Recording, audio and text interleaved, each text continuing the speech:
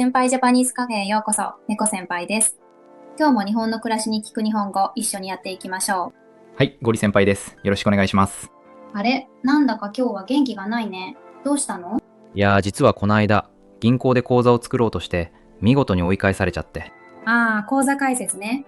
外国から来た人がまず最初につまずく定番の関門だよ。それ。今日はその攻略法、ぜひ教えてほしいんです。その前に前回のおさらい。前回は都会か地方か住むならどっちという話でしたね。はい。住めば都、覚えてます。そう、よく覚えてたね。じゃあ最近使う場面はあった？ありました。引っ越したばかりの友達に、そっと言ってあげたんです。いいね。さて、新しい土地に住み始めたらすぐ必要になるのが銀行口座。今日はそこ。まず聞くけど、どうして口座を作ろうと思ったの？それがね、仕事を始めることになって、給料を口座に振り込みますって言われたんです。なるほど。それは典型的なパターンだね。今の日本では口座がないと本当に生活が回らないの。やっぱりそうですよね。給料だけじゃなくて、そう、家賃の引き落とし、電気やガスの支払い、携帯の料金、ほとんどが口座を通すから、聞けば聞くほど避けて通れない感じですね。避けて通れない。でもね、手順さえ分かればそんなに怖いものじゃないの。その手順を知らずに突撃したから追い返されたわけです。じゃあ今日はその追い返された理由から一つずつほどいていこうか。お願いします。同じ思いをする人、多分世界中にいると思うので。いると思う。じゃあ行ってみよう。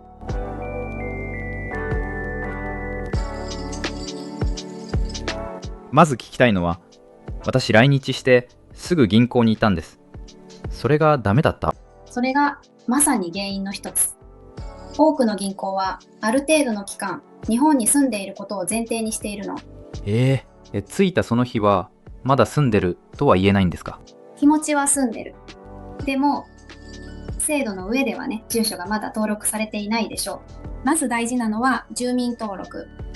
役所に届けを出して在留カードに今の住所が書かれている状態にすること。私のカードの裏、まだ何も書いてなかったかも。多分それ、住所が入っていないと本人確認の出発点に立てない。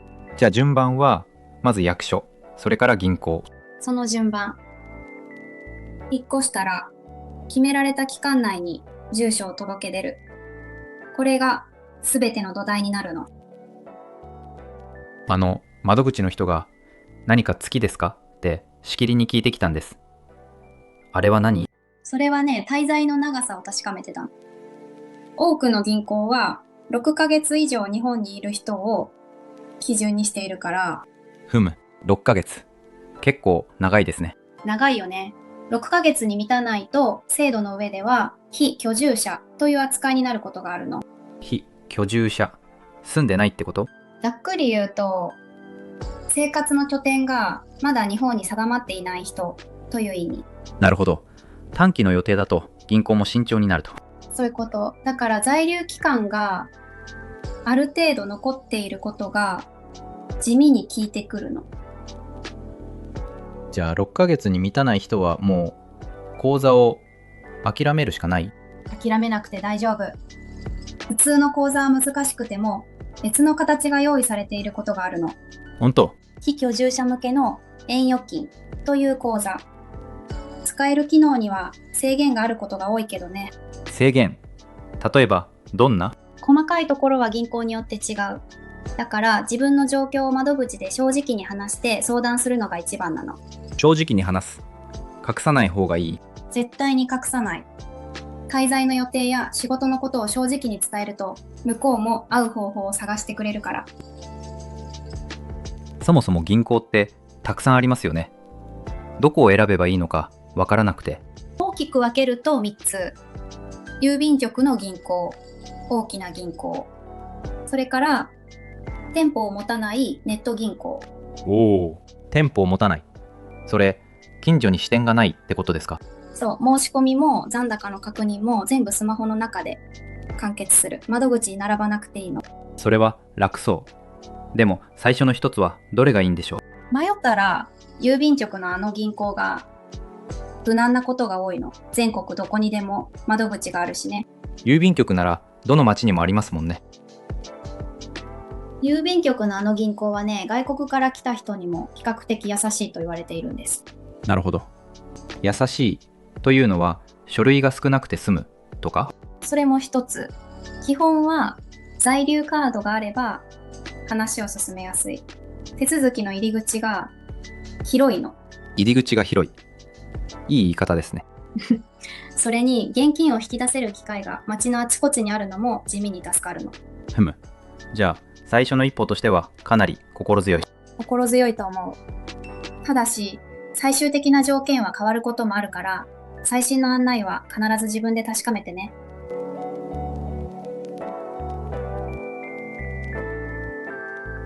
じゃあいよいよ書類の話。何を持っていけばいいんですか？一番大事なのは在留カード。これはもう絶対に忘れちゃいけない主役の書類。そう、カードを窓口で必ず提示するんです。日本に住んでいるという一番大事な証明だからね。提示する、見せるってことですね。そう、提示は見せて確認してもらうこと。それと住所がカードに書かれていることも忘れずに。他にはパスポートとかは？パスポートも念のため持っていくと安心。あと、銀行によっては別の書類を求められることもあるの。やっぱり銀行によって違うんですね。それで追い返された時、ハンコはって聞かれて固まっちゃったんです。ああ、印鑑ね。そう。日本だとサインの代わりに印鑑を押す文化が根強く残っているからね。でも私、ハンコなんて持ってません。大丈夫。印鑑を持っていない外国の人は署名、つまりサインで受け付けてもらえることが多いの。じゃあハンコをわざわざ作らなくても？必須ではないことが多い。ただ一本作っておくと他の手続きでも役に立つから、そうはないよ。なるほど。一本作っておこうかな。それと、これは人によるんだけど、学生や技能実習の人はもう一つ用意するものがあるの。学生証とか？まさに。学生なら学生証、働いている人なら社員証。在籍を確かめるための書類だね。在籍。ちゃんとそこに所属しているっていう。そう。場合によっては学校や会社に確認の連絡が行くこともあるの。そこまでするんですね。慎重なの。でも裏を返せばちゃんと所属があれば、それが信頼の材料になるってこと。もう一つ不安なことが。私の在留期間、そろそろ更新の時期なんです。あ、それは大事な話。期限が申し込みの日から3ヶ月以内に来る場合は注意が必要なの。3ヶ月以内だとどうなるんですか？先に在留期間を更新してから申し込んでねと言われることがあるの。なるほど。順番がまた大事になる。そうなの。それと入国した時の在留期間がもともととても短い人。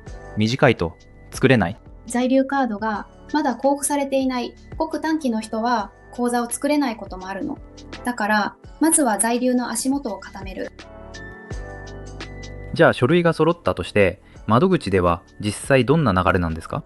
まず口座を開きたいと伝えて申し込み書をもらう。そこに名前や住所を記入していくの。記入、書き込むってことですね。そう。名前は在留カードと同じ綴りで書くのがコツ。食い違うと後で手間が増えるから。なるほど。それから暗証番号を決めて印鑑かサインをする。これで申し込みはほぼ完了。あれ？思ったよりシンプル。準備さえできていればね。つまずくのは大抵その前の段階なの。そういえば窓口っていつでも開いてるんですか？そこも落とし穴。多くの銀行の窓口は平日の昼間しか開いていないの。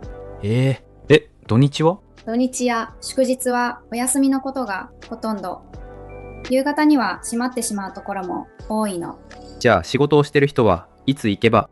お昼休みを使う人が多いね。ただその時間は混みやすいから時間に余裕を持ってね。なるほど。急いでいると書類の不備に気づけない。だから初めての時ほどゆったりした日に行くのがいいの。なるほど。焦らない。今さらっと言った暗証番号。あれ適当に決めていいんですか？適当はダメ。でも、覚えやすすぎる番号も危ないの。例えば、誕生日。誕生日、まさにしようとしてました。多いのよ、それ。誕生日や電話番号は人に推測されやすいから避けた方がいいの。なるほど。じゃあ自分しかわからない適度な番号を。そう。そして、機械で打ち込むときは手元を隠すこと。後ろから見られないようにね。番号は絶対に人に教えない。絶対に教えない。銀行の人ですらあなたの暗証番号を聞いてくることはないからね。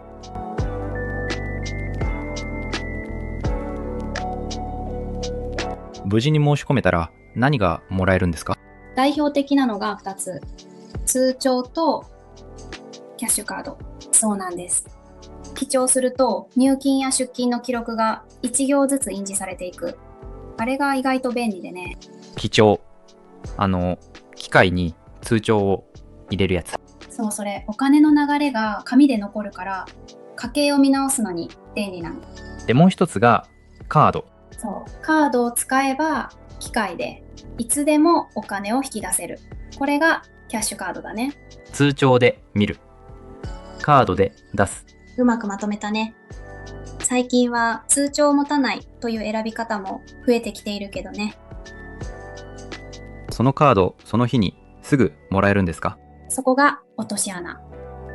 カードは後日郵送で届くことが多いの。1週間から10日くらい。その場じゃない。その場じゃないことが多い。しかも簡易書き留めなど受け取りにサインがいる形で届くこともあるの。じゃあその日は家にいないと。そう。だから引っ越しの直後でまだ家でバタバタしている時期は特に気をつけてね。受け取れないとまた振り出しに戻る。そういうこと。口座は申し込んで終わりじゃない。届くまでがワンセットなの。さっき出たネット銀行。あれは来日したばかりの人にも向いてるんですか？向いている場合もあるの。在留カードともう一つの本人確認書類があればスマホから申し込めるところもある。窓口に並ばなくていい。そう。写真を撮って送るだけというところもあるの。日本語にまだ自信がない人にはありがたいよね。じゃあいいことずくめ？そうとも限らない。現金を扱う窓口が身近にないという不便さもあるからね。なるほど。一長一短。そう。自分の暮らし方に合うものを選ぶ。それが一番なの。口座ができたらいよいよ給料が振り込まれる。そう。そのためには会社に口座の情報を伝える必要があるの。銀行名と口座番号と名義。名義。それ私の名前ですよね。そう。口座の持ち主の名前。ここでよくある失敗があるの。綴りや表記の食い違い。口座の名義と会社に伝えた名前が一文字でも違うと振り込みが弾かれることがあるの。一文字で。それは怖い。だからね、名義は必ずカードや通帳の表記をそのまま写すこと。記憶で書かないのがコツ。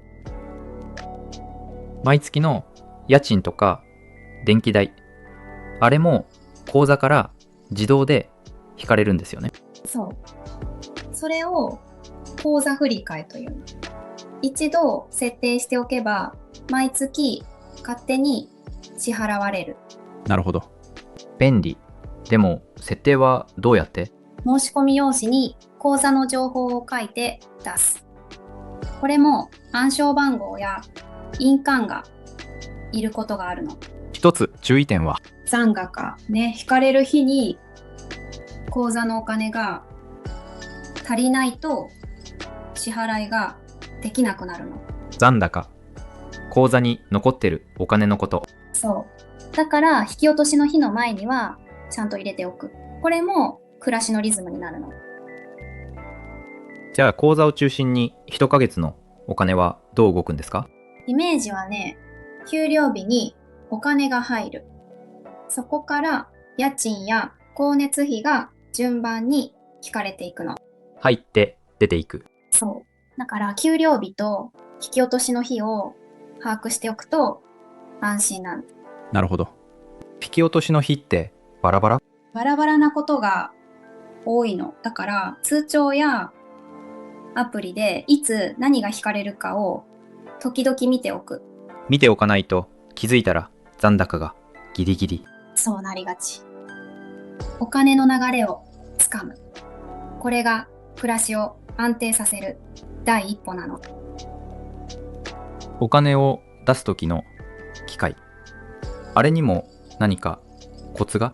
一番知っておきたいのは手数料。時間帯によってはお金を出すだけで料金がかかるの。自分のお金なのに？そうなの。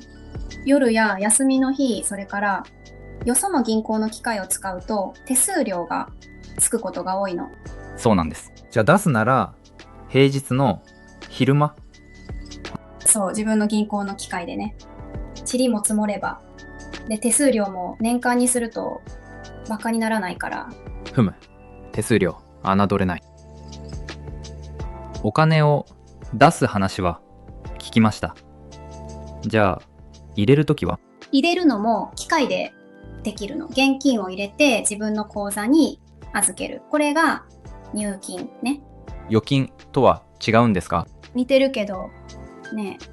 預金は口座にお金を預けること全体。入金はその入れる動作を指すことが多いの。そっか。機械にお金を入れると残高にすぐ反映されるの。便利でしょ？お札も小銭も？小銭は機械や時間帯によって扱えないことがあるの。そこは確かめてね。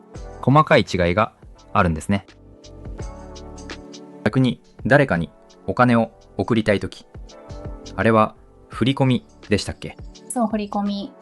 相手の銀行名、口座番号、名義を機械やアプリに入力するの。ここでも名義。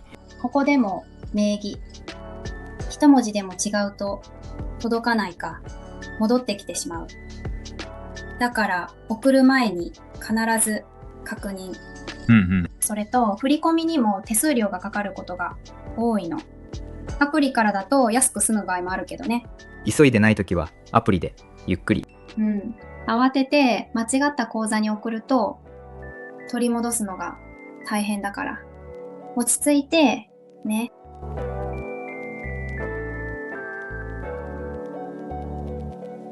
それとこれすごく聞きたかったこと。母国の家族にお金を送れますか？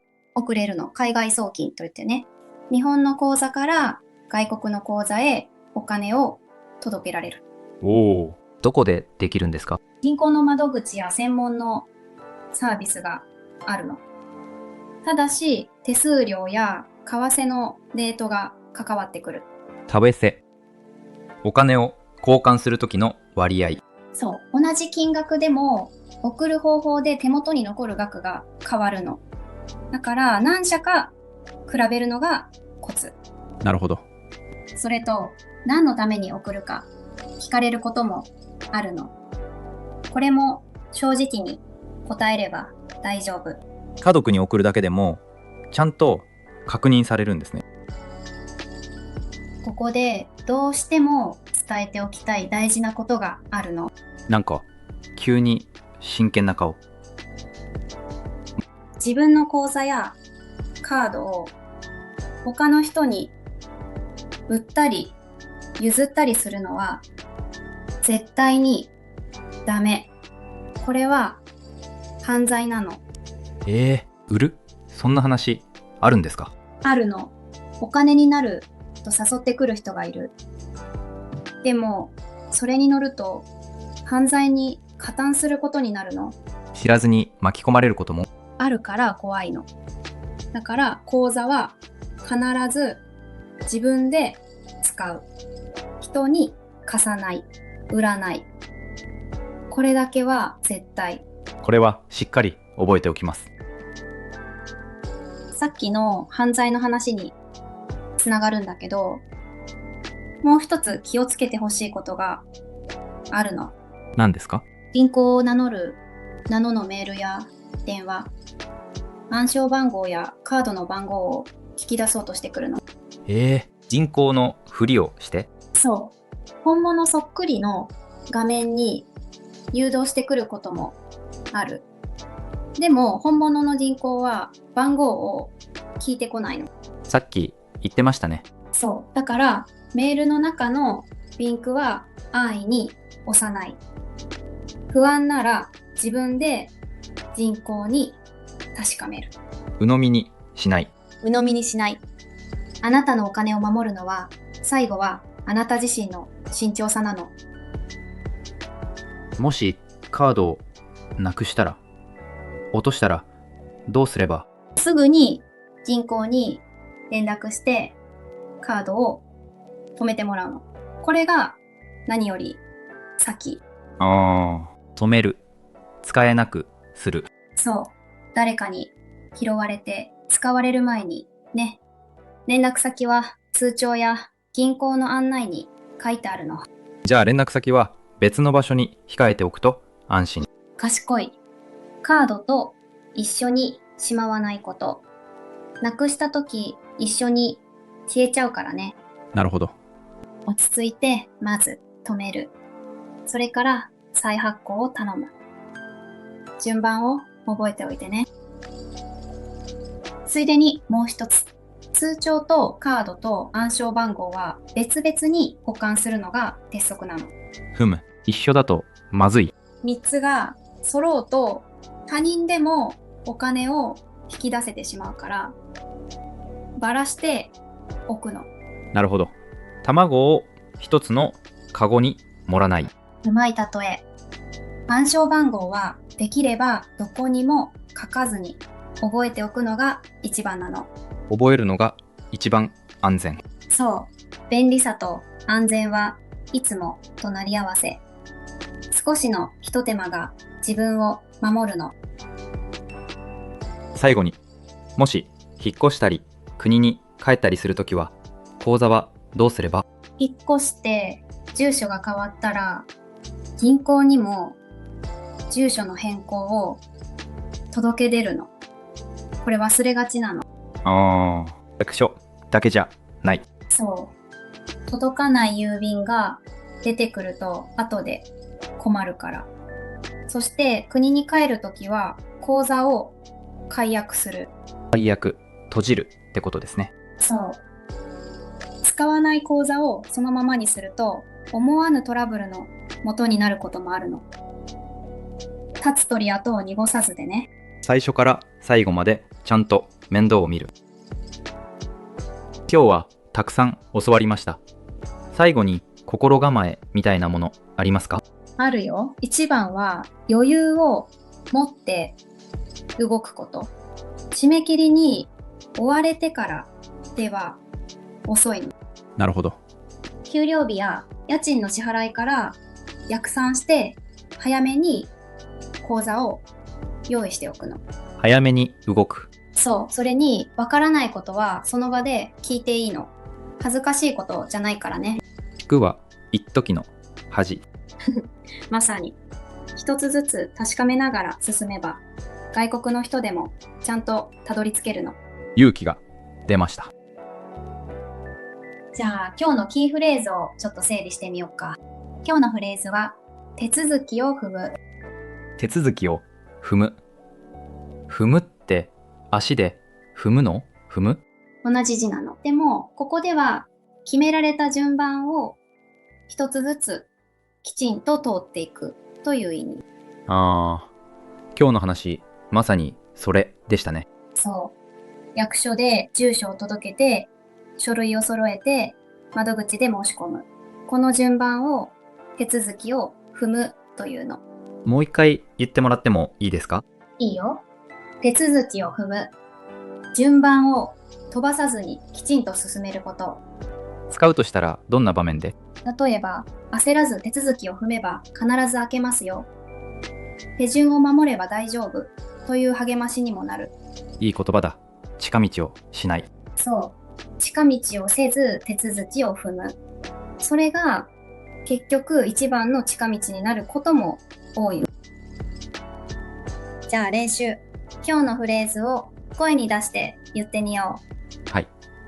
心の中で準備します。いくよ。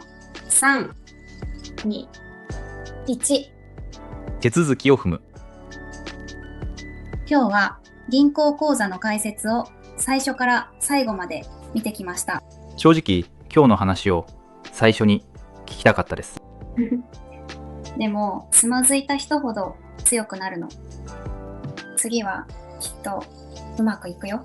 はい。住所を整えて、書類を揃えて、手続きを踏みます。